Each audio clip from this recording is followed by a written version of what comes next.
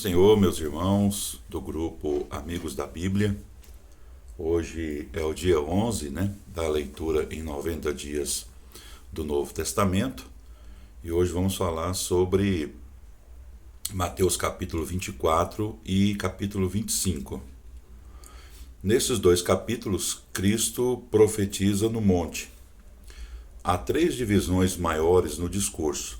Mateus capítulo 24, do versículo 1 até o 44, refere-se principalmente aos judeus. Capítulo 24, versículo 45, até o capítulo 25, versículo 30, trata da cristandade. E vê-se a igreja anunciada no mundo. E capítulo 25, versículo 31 até o 46, fala acerca dos gentios. Então, o caráter judeu de Mateus 24, de 1 a 44, percebe-se pelo seguinte. O discurso surge de uma conversa sobre o templo, versículo 2. Os discípulos perguntam a Cristo sobre o seu retorno e do fim dos tempos. Talvez não se refiram ao seu retorno para a igreja ou ao fim dos tempos da era da igreja, pois eles ainda não têm conhecimento acerca dessas verdades. Ele fala da Judéia, versículo 16. Ele menciona o sábado, uma instituição judaica, versículo 20. Ele direciona-os para o profeta Daniel, versículo 15, que profetizou a respeito dos judeus e de Jerusalém, Daniel capítulo 9, versículo 24 e os seguintes. E ele adverte a respeito dos falsos cristos, versículos 3, 4 e 5, e dos falsos profetas, versículo 11. Esta é uma admoestação para os judeus. Ele dá a mensagem no Monte das Oliveiras, o local que Zacarias 14, versículo 4, associa ao seu retorno à terra, a fim de instituir o prometido reino judeu. A segunda sessão, que vai de Mateus capítulo 24, versículo 45, até Mateus 25, versículo 30, tem uma atmosfera diferente da primeira, porque cada uma dessas parábolas mostra Cristo retardando o seu retorno, já que os eventos da sessão anterior acontecem no período dos 7 anos da tribulação. Nessa segunda sessão, retrata um senhor, um noivo e um mestre rico que retardam seu retorno e chegam quando não são esperados. As três parábolas dessa sessão descrevem a condição da cristandade quando Cristo retornar para a sua igreja. A sessão final, Mateus capítulo 25, do versículo 31 até o 46, apresenta o julgamento dos gentios diante do reino instituído. Portanto, lembre-se que a primeira sessão é sobre os judeus e o futuro e a aplicação ao período da tribulação que acontecerá depois do arrebatamento da igreja. A segunda sessão aplica-se à cristandade hoje e olha para a vinda de Cristo. A terceira sessão lida com os gentios e olha à frente em direção ao fim da tribulação e o estabelecimento do reino de Deus sobre a terra. Em seu discurso, Cristo responde às perguntas feitas pelos discípulos em Mateus capítulo 24, versículo 3. Eles perguntaram: quando sucederão estas coisas? Eles estão falando acerca do discurso de Jesus ali sobre a destruição do templo, lá no versículo 2. Jesus diz-lhes, e a resposta está lá em Lucas capítulo 21, versículo 20 até o 24. Mateus não registra a resposta. Apenas Lucas, no texto que eu disse. A destruição de Jerusalém, acontece no ano 70 depois de Cristo, quando Tito conquistou Jerusalém e destruiu a cidade e também o templo.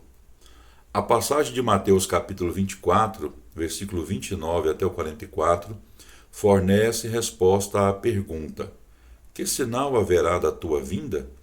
E Mateus capítulo 24, versículo 4 até o 28, responde à questão sobre os sinais da consumação do século no aspecto judeu. Mateus 24, 4 a 31, descreve eventos que acontecerão durante os 7 anos da grande tribulação, que seguem o arrebatamento da igreja. Essa é a 70ª semana descrita em Daniel, capítulo 9, versículo 20 até o 27. Descreve-se esse mesmo período em Apocalipse, capítulo 6, versículo 6 até o 19. Esse é o tempo em que Deus derramará a sua ira sobre o mundo rebelde. Mateus capítulo 24, do versículo 4 até o 44, fala sobre a vinda de Cristo e também de Israel. O princípio das dores está lá no versículo 4 até o 8. Esses sinais indicam o princípio do julgamento. Hoje, vemos esses sinais no mundo, o que indica que o fim do mundo está próximo. Esses sinais sempre estiveram presentes, porém, à medida que os eventos se tornarem mais intensos, sabemos que a vinda do Senhor está próxima.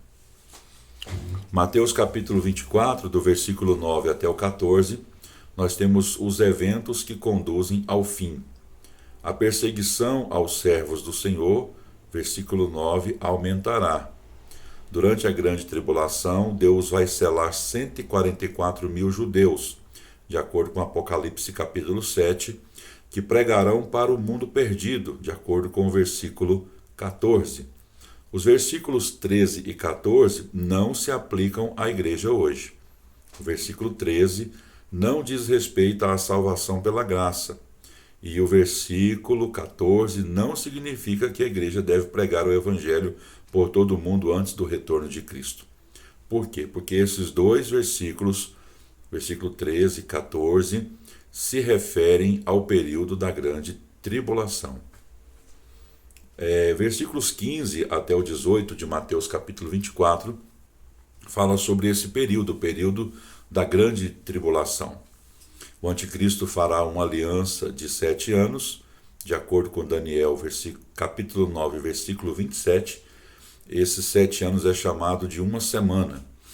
O anticristo fará uma aliança de 7 anos com a nação judaica, e depois de 3 anos e meio, ou seja, no meio do período da grande tribulação, ele vai quebrar essa aliança.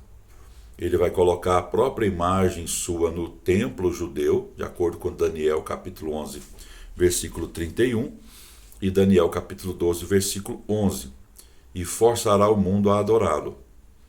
Então veja os pequenos parênteses de Mateus, lá no versículo 15, quando diz: quem lê, entenda.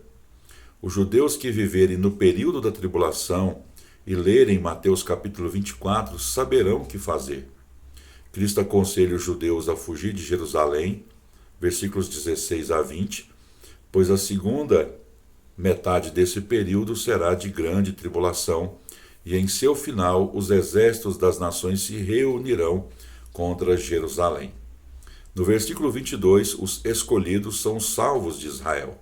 O anticristo, capacitado por Satanás, realizará milagres, de acordo com o versículo 24, que está associado a Apocalipse capítulo 13, versículos 13 e 14, e segunda aos Tessalonicenses capítulo 2, versículos 8, 9 e 10. As nações, enganadas por Satanás, se reunirão em Armagedon para combater Cristo, de acordo com o versículo 28, que está associado a Apocalipse capítulo 19, versículos 17 e 18, só que essas nações serão derrotadas. Capítulo 24 de Mateus, do versículo 29 até o 31, fala sobre também a grande tribulação. Haverá uma desordem no céu e a seguir vai aparecer um sinal no céu, que é o sinal da vinda do Senhor. A gente não sabe que sinal é esse. Então Cristo retornará à terra com seus santos para estabelecer o reino prometido. Esse é um retorno público e ele vem como rei. O ministério dos anjos terá reunido Israel. Nesse período, Israel receberá Cristo e a nação será a sede do reino. Também acontecerá o julgamento dos gentios. Mateus capítulo 25, versículo 31 até o 46 fala sobre isso. Em Mateus capítulo 24, versículo 32 até o 44, nós temos aqui 3 exortações para Israel. A figueira simboliza Israel. Saberemos que o seu retorno se aproxima quando virmos Israel voltando à vida. O versículo 34 esclarece que os eventos descritos cobrirão o tempo de uma geração. Essa palavra geração quer dizer que a nação de Israel nunca será destruída. Então, geração aqui tem a ver com a nação de Israel. Sua exortação final é para que o crente vigie.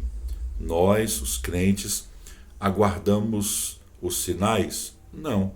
Nós aguardamos o retorno dele, a pessoa dele.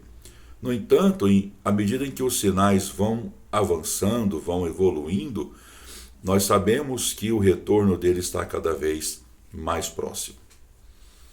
A gente vai falar agora sobre a vinda de Cristo e a cristandade. Mateus capítulo 24, versículo 45 até Mateus capítulo 25, versículo 30. As 3 parábolas dessa sessão referem-se à cristandade quando Cristo retornar para a igreja. Essa sessão retrata Cristo retardando seu retorno, de acordo com Mateus capítulo 24, versículo 48 e Mateus capítulo 25, versículos 5 e 19. Portanto, não se ajusta ao período de 7 anos de tribulação que a gente relatou na sessão anterior. Essas parábolas descrevem a atitude dos cristãos e exortam os cristãos a estarem preparados para a vinda do Senhor. Nós temos aqui 3 parábolas: o servo bom e o mau, Mateus capítulo 24, versículo 45 até o 51. Essa parábola exorta-nos a servir fielmente a Cristo, aguardando seu retorno todos os dias. A segunda parábola é a virgem prudente e a virgem nécia, Mateus capítulo 25, versículo 1 até o 13. A principal lição dessa parábola é que devemos ficar atentos e estarmos preparados para não sermos surpreendidos de modo negativamente quando Cristo retornar.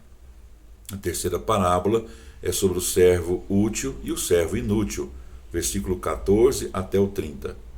Os talentos representam oportunidades para Deus usar a nossa capacidade para servir a Cristo. O versículo 29 fornece o princípio da parábola. A quem é dado muito, pede-se muito. Se deixarmos de usar o que Deus nos deu, perderemos isso para outra pessoa. Bom, vamos ver aqui sobre a vinda de Cristo e os gentios. Mateus capítulo 25, 31 a 46. As pessoas confundem essa passagem ao chamá-la de julgamento geral, pensando que se trata do julgamento do trono branco de Apocalipse capítulo 20, versículo 1 até o 15. Na Bíblia não há julgamento geral. Logo após o arrebatamento, as obras dos santos serão julgadas no tribunal de Cristo, de acordo com 2 Coríntios capítulo 5, versículo 1 até o 10. No período final do reino de 1000 anos de Cristo, os mortos não salvos enfrentarão Cristo diante do trono branco de julgamento. Apocalipse capítulo 20, versículo 1 até o 15. Esse é o julgamento das nações gentias no final do período da grande tribulação. Durante a tribulação, o Senhor purgará Israel, assim no final do período de 7 anos, haverá um remanescente crente à espera de Cristo. A nação de Israel receberá seu rei, e Jesus estabelecerá seu reino nessa terra, conforme prometido em Lucas capítulo 1, versículo 31, e também versículos 33, 67 até 80, e outras passagens das Escrituras Sagradas. A questão é quais gentios entrarão no reino.